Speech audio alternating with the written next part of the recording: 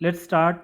So we are discussing the mega revision program set 2 and we have already covered botany. Now we are going to move on to zoology. We will discussing four section and we are starting with section A, question number 1, that is what is zwitterine formations. Right. zwitterine formation में हम लोग देखते हैं ये chemical process है बच्चे, आपके सामने आंसर दिया हुआ है. ये क्या है बच्चे, एक केमिकल प्रोसेस है. ठीक है, where molecule contain both positive and negatively charge group. ठीक है, नेट चार्ज क्या रहता है, जीरो रहता है. इसको हम एम्फीटेरिक अमाइनो एसिड भी बोलते हैं. ठीक है, तो एग्जांपल इसकी क्या आएगी बच्चे आपके पास, अमाइनो एसिड एग्जांपल. ठीक है, अगर ये क्वेश्चन आप एनसीईआरटी से भी करते हैं, वहाँ पे आपका ज्विटराइन फॉर्मेशन भी बताया हुआ है, डायग्राम के अकॉर्डिंगली आपको समझाया गया है. इसके की पॉइंट आपने याद रखना है कि ये न्यूट्रल मॉलिक्यूल है. ठीक है, zwitter have a net neutral charge despite containing both positive and negative charge. Right. और दूसरा इसमें की फीचर आप ऐड कर सकते हैं, presence of cation and anion. Zwitterion contain both positively charge group cation and negatively charge group anion. ठीक है, ये इसके आपके सोल्यूशन बनता है क्वेश्चन नंबर 1 का. सेकंड बताता है कि what is the function of vagus nerve. तो बच्चे इसमें आपने ध्यान रखना है कि वेगस नर्व आपकी एक क्रेनियल नर्व है. वेगस नर्व क्या है बच्चे, एक क्रेनियल नर्व है. ठीक है, 10th नर्व है. टोटल कितनी क्रेनियल नर्व्स हैं, 12. तो जिसमें से 10th नर्व जो है वो हमारी क्या है, वेगस नर्व है. It plays a crucial roles in various body function like heart beat and all, इसमें फंक्शन प्ले करेगी. ठीक है, नेक्स्ट क्वेश्चन है मस्कुलर डिस्ट्रॉपी. मस्कुलर डिस्ट्रॉपी में क्या है बच्चे, आपने ध्यान रखना है, ये जैसे हमारा थर्ड क्वेश्चन है. ठीक है, थर्ड क्वेश्चन क्या है, मस्कुलर डिस्ट्रॉपी. तो muscular dystrophy is a genetic disorder, है ना. प्रोग्रेसिव मसल वीकनेस हो जाती है, और मसल की वीकनेस इतनी हो जाती है कि जो muscle ability to, it affect the muscle ability to function. ठीक है, मसल्स के फंक्शन की एबिलिटी को अफेक्ट करता है ये जेनेटिक डिसऑर्डर, जिसको हम क्या बोलते हैं, मस्कुलर डिस्ट्रॉपी. ठीक है, क्वेश्चन नंबर 4 है आपका, डिफाइन टाइडल वॉल्यूम. तो टाइडल वॉल्यूम क्या होता है बच्चे, tidal volume is a volume of air inhale and exhale during normal breathing cycle. Right, होता कहाँ पे, लंग्स में, और इसकी नॉर्मल कितना ml है, 400 to 500 ml जो है ये क्या है, टाइडल वॉल्यूम्स होती है, नॉर्मल ब्रीथ. ठीक, उसके बाद आपके पास आता है last question, what is grave disease. तो ग्रेव डिजीज जो है आपका सेक्शन ए का 5 क्वेश्चन है. तो ग्रेव डिजीज में आपने बच्चे ये ध्यान रखना है, ये ऑटोम्यून डिसऑर्डर है. ठीक है, that affect the thyroid glands leading to the hyperthyroidisms. ठीक है, ठीक है बच्चे. ठीक है, तो ये ऑटोम्यून डिसऑर्डर कैसा हो सकता है बच्चे, जिसमें हम हाइपरथायरॉयडिज्म्स की बात कर रहे हैं. इट मीन्स कि ओवर एक्टिव थायराइड ग्लैंड हो जाता है. ठीक है, इसमें क्या होता है कि रिस्क फैक्टर क्या रहता है, ऑटोम्यून रिस्पॉन्स में थोड़ा सा फ्लक्चुएशन हो सकता है. ठीक है, तो ये आपका फर्स्ट सेक्शन हो गया. अब हम सेकेंड सेक्शन पे आते हैं. बच्चे ने यहाँ पे डिफरेंस बताया है, देखो एक बच्चे का पेपर भी हमने लिया है, तो ये बता रहा है कि जो आपका कॉर्डेट और नॉन कॉर्डेट का डिफरेंस है, बताता है कि notochord is found in embryonic stage और नॉन कॉर्डेट में नोटोकॉर्ड एब्सेंट होती है. ऐसा नहीं है कि नोटोकॉर्ड जो होती है वो एडल्ट में नहीं होती है, ये थोड़ा सा गलत हो जाएगा इसका. Central nervous system is dorsal, hollow and single. Central nervous system solid and double, almost ठीक है ये. वेंट्रल हार्ट होता है इनमें और डॉर्सल हार्ट, ये पॉइंट भी ठीक है. बच्चे आप वो पॉइंट नहीं लिखते हैं जिनकी रिक्वायरमेंट होती है. देखो मैं आपको बता रहा हूँ इस क्वेश्चन में आपने क्या लिखना है. इस क्वेश्चन में आप लिख सकते हैं कि कॉर्डेट में प्रेजेंस ऑफ नोटोकॉर्ड. कॉर्डेट में क्या होगा, प्रेजेंस ऑफ नोटोकॉर्ड. ठीक है, मतलब flexible rod like structure that provide support and stiffness to the body, है ना. ये आ गया पहला कॉर्डेट का पॉइंट. दूसरा कॉर्डेट का पॉइंट आप लिख सकते हैं डॉर्सल होलो नर्व कॉर्ड, मतलब hollow nerve cord that run along the dorsal back side of the body. ठीक है, वो होलो होता है. फिर आप लिख सकते हैं फेरिंजियल गिल स्लिट्स प्रेजेंट होती हैं इसमें, डेवलप इनटू गिल्स और other respiratory structure. Post anal tell आप इसमें लिख सकते हैं बच्चे, पोस्ट एनल टेल.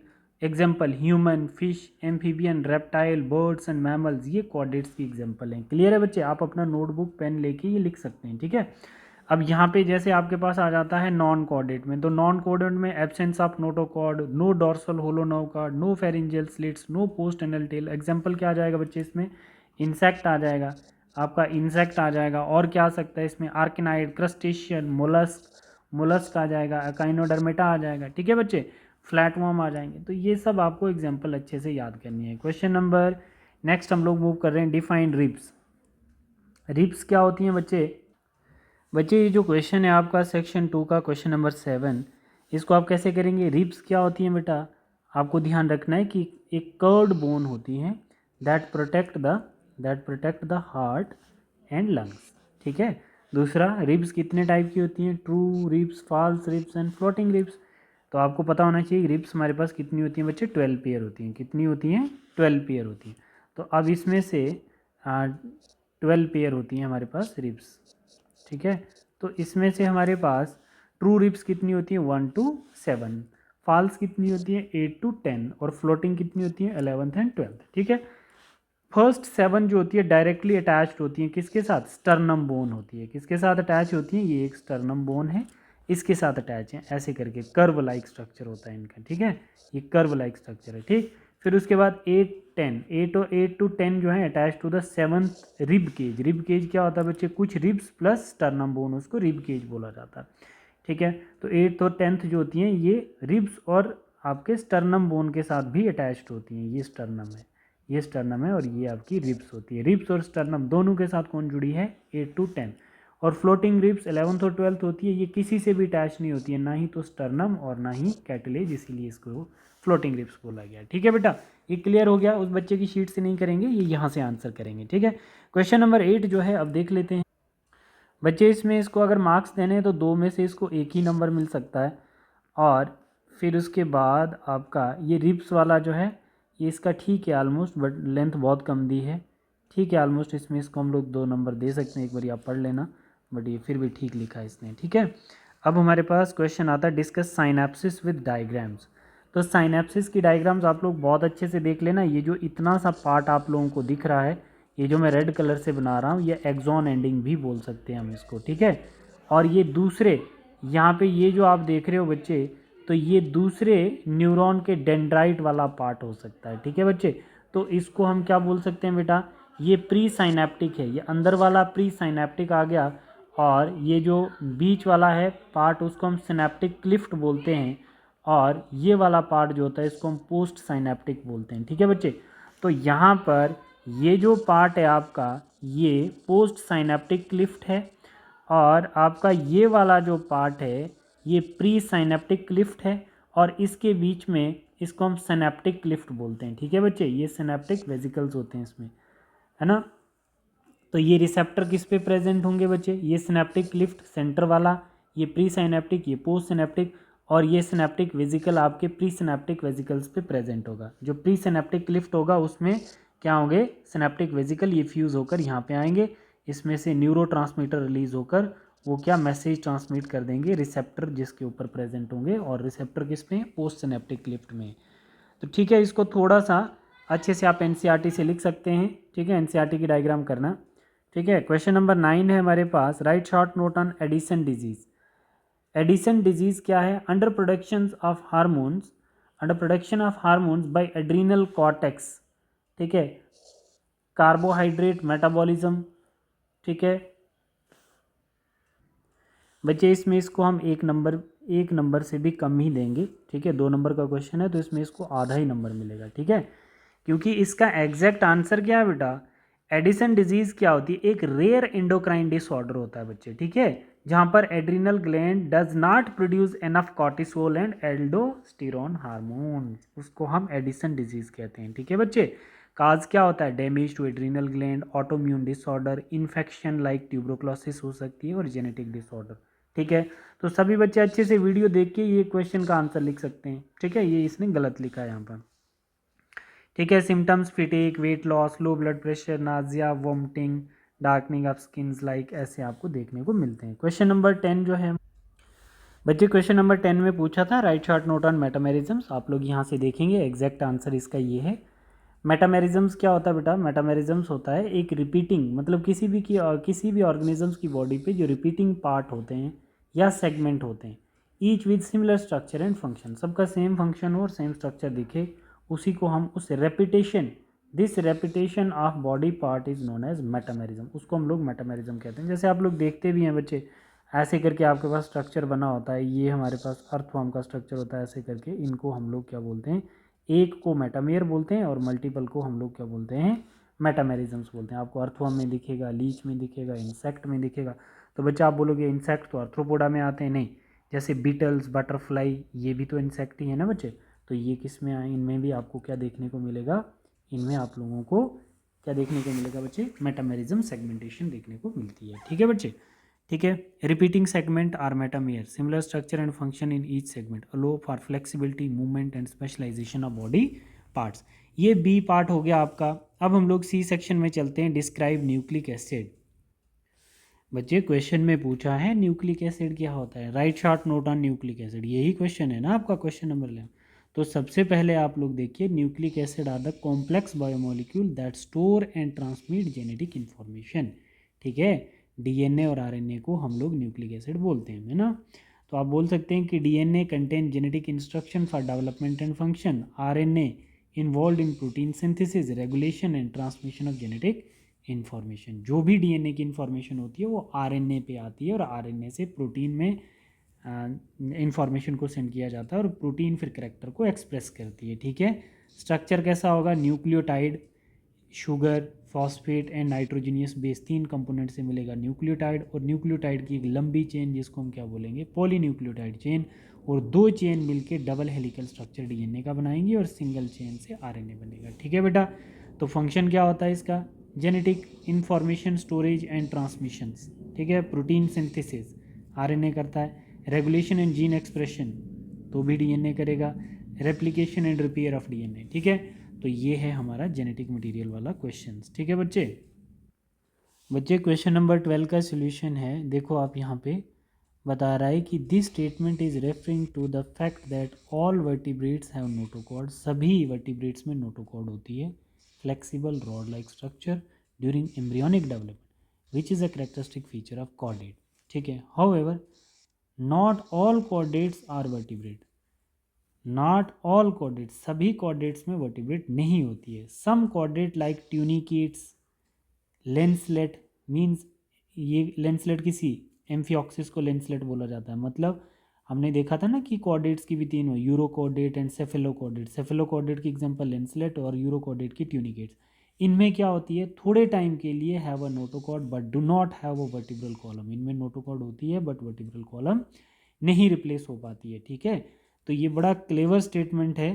ठीक है, क्या बोल रहा है, so the statement is saying all vertebrates, मतलब animal with backbones have a notochord और chordates, but not all chordates animal with a notochord और वर्टिब्रेट्स हैव अ बैकबोन। समझ में आ गए बच्चे, मतलब जैसे यूरोकॉर्डेट और सेफलोकॉर्डेट है ना बच्चे, तो उनमें क्या होता है, नोटोकॉर्ड होती है बट वर्टिब्रल कॉलम नहीं होती है, बट वो भी कॉर्डेट्स होते हैं। ठीक है, बट जैसे वर्टिब्रेट्स होते हैं उनमें क्या होती है, नोटोकॉर्ड भी होती है और आपकी वर्टिब्रल कॉलम भी होती है, बट आपका यूरोकॉर्डेट, सेफलोकॉर्डेट और वर्टिब्रेट तीन के तीन किस में आते हैं, आपके कॉर्डेट्स में आते हैं। ठीक है बच्चे, बहुत इंपॉर्टेंट क्वेश्चन है, क्या पूछ रहा है, here the taxonomic hierarchy with example. क्या पूछा था बच्चे, पूछ रहा था illustrate the taxonomical hierarchy with suitable example. ठीक है, तो हम लोग यहाँ पे देखेंगे किंगडम, फाइलम, ये टेक्सोनोमिक हेरारकी है, क्लास, ऑर्डर, फैमिली, ठीक है, जीनस और स्पीशीज। इसने क्या पूछा था, with example, taxonomic hierarchy with example. ठीक है, तो इसकी एग्जांपल्स यहाँ पर मैंने दे रखी हैं। किंगडम की एग्जांपल क्या आएगी, एनिमिलिया, फाइलम की एग्जांपल कॉर्डेटा, ठीक है, क्लास की एग्जांपल कार्निवोरा, है ना, फैमिली की एग्जांपल फेलिडी, जीनस की एग्जांपल पेंथीरा, स्पीशीज़ की एग्जांपल पेंथ्रा लियो, लाइन। ठीक है, तो so using the lion as the example the taxonomic hierarchy would have, देखो ये देखो जैसे lion, genus, Panthera, leo, species, ये क्लासिफिकेशन आ गई इसकी। क्वेश्चन नंबर 14 में क्या पूछा है, here the difference nucleoside and nucleotide. ठीक है, difference between nucleoside and nucleotide. ठीक है बच्चे, तो न्यूक्लियोसाइड आप लोगों को पता ही है बच्चे, एक बार देख लेना न्यूक्लियोसाइड के जो कंपोनेंट होते हैं, न्यूक्लियोसाइड के जो कंपोनेंट होते हैं बेटा, डेफिनेशन क्या है, a nucleoside is a component formed in the union of nitrogenous base, adenine, guanine, cytosine या uracil, 5 carbon sugar molecule, ribose या डीऑक्सीराइबोज। कंपोनेंट क्या होंगे बच्चे इसमें, nitrogenous base plus sugar molecule, है ना, शुगर राइबोज भी हो सकती है, डीऑक्सीराइबोज भी हो। एग्जाम्पल क्या बच्चे, एडिनोसिन, ग्वाइनोसिन, साइटिडीन और यूरिनडीन। ठीक है, ये है न्यूक्लियोसाइड। अब न्यूक्लियोटाइड में क्या होगा बच्चे, न्यूक्लियोटाइड में आप बोल सकते हैं AMP, adenosine monophosphate, GMP, guanosine monophosphate, CMP, हमने पढ़ा ना बेटा ये। ठीक है, तो डेफिनेशन क्या है, nucleotide is a component found by the union of nitrogenous base, 5 carbon sugar molecule, इसमें फॉस्फेट ग्रुप ऐड किया है। ठीक है, तो याद रखना क्या क्वेश्चन है, शुगर के साथ अगर हम लोग ऐड करते हैं नाइट्रोजीनियस बेस तो क्या बनेगा, न्यूक्लियोसाइड बनेगा। अगर इसके साथ फॉस्फेट ग्रुप ऐड कर देंगे तो तीनों को कंबाइन करके न्यूक्लियोटाइड बन जाएगा। ठीक है, क्वेश्चन नंबर 15 में पूछा है describe the location and function of hormone secreted by the adrenal gland. ठीक है, तो लोकेशन क्या है, the adrenal gland are located in the top of the each kidney. आप लोग जानते हैं बच्चे, है ना, weight about 5 gram each. Adrenal gland vital role in the responsible for stress regulating blood pressure and maintaining electrolyte balance. They have two main important, adrenal cortex and adrenal medulla. ठीक है, hormone secreted, adrenal gland secretes several important hormone, adrenal cortex hormone that is cortisol, aldosterone and androgens, बहुत important है, ध्यान रखना बच्चे इनका। ठीक है, एड्रिनल मेडुला हार्मोन्स। ठीक है बेटा, तो ये याद रखने हैं आप लोगों ने। और लास्ट में लॉन्ग आंसर टाइप क्वेश्चन में आपको बता देता हूँ, discuss the characteristic feature of arthropod and mollusc. बच्चे ये क्वेश्चन है आर्थ्रोपोडा के कैरेक्टरिस्टिक फीचर इसने बताएं, बहुत अच्छा बताया बच्ची ने, बट आप लोग और थोड़ा इसमें थ्योरी ऐड करना है। Grade of organisation, organ system, symmetry कैसी होगी, bilateral, germs layer, triploblastic, coelom, coelomate होंगे बच्चे, true coelomates, habit and habitat, cosmopolitan, present in everywhere. ठीक है, डाइजेस्टिव सिस्टम कंप्लीट होगा, और respiratory system, gills, books, lungs होते हैं, गिल्स और ट्रैकिया। ठीक है, ये रेस्पिरेटरी सिस्टम होंगे Arthropoda. Circulatory system open type होता है, रिप्रोडक्शन मोस्टली डायोशियस यूजुअली, है ना। फर्टिलाइजेशन कैसी होगी, इंटरनल होगी। ठीक है, यूनिक फीचर इसमें क्या आप लोग याद रखेंगे, मोस्टली ओविपेरस होते हैं, एगलिंग। यूनिक फीचर क्या होते हैं बच्चे, body has 3 regions, head, thorax and abdomen. Body is covered by chitinous cuticles layer. ठीक है, एग्जाम्पल क्या आएंगी बच्चे इसकी, एग्जाम्पल क्या आएंगी, स्पाइडर, स्कॉर्पियन, क्रैब्स और इंसेक्ट। ठीक है, ये आर्थ्रोपोडा। अब ऐसे ही मोलस्क में भी बताया बच्चे, मोलस्क में organ system bilateral, triploblastic almost similar ही है, सिलोमेट्स, एक्वेटिक, फ्यू टेरिस्ट्रल्स में मिल सकते हैं, कॉस्मोपोलिटन, एप्पल, स्नेल्स इसकी एग्जांपल आती है। ठीक है बच्चे, तो अब आपके पास क्वेश्चन नंबर 16 आता है। क्वेश्चन नंबर 16 मतलब दोनों के करेक्टर आपने थोड़े और इंक्रीज करके लिखने हैं बच्चे, लेंथ कंप्रोमाइज़ नहीं करना, इसके 10-10 करेक्टर आने चाहिए। एनालिडा और आपका क्या क्या है इसमें, आर्थ्रोपोडा और मोलस्क के करेक्टर कम से कम 10 अलॉन्ग विद 5 एग्जाम्पल्स, आप लोगों को बहुत अच्छे से करवाया था। अब आर पार्ट है इसका, what is protein, explain the brief structure of proteins.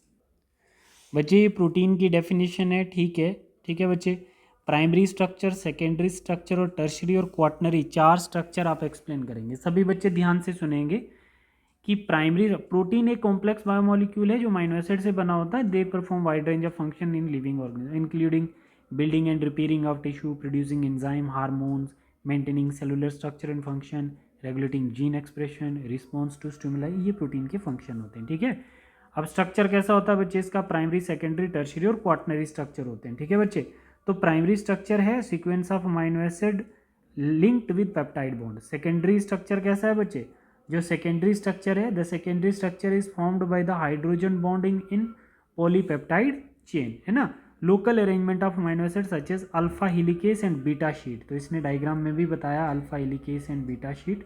ठीक है, अच्छा, tertiary structure all are 3D shape होती है बच्चे प्रोटीन्स की, determined by interaction by between 2 amino acids.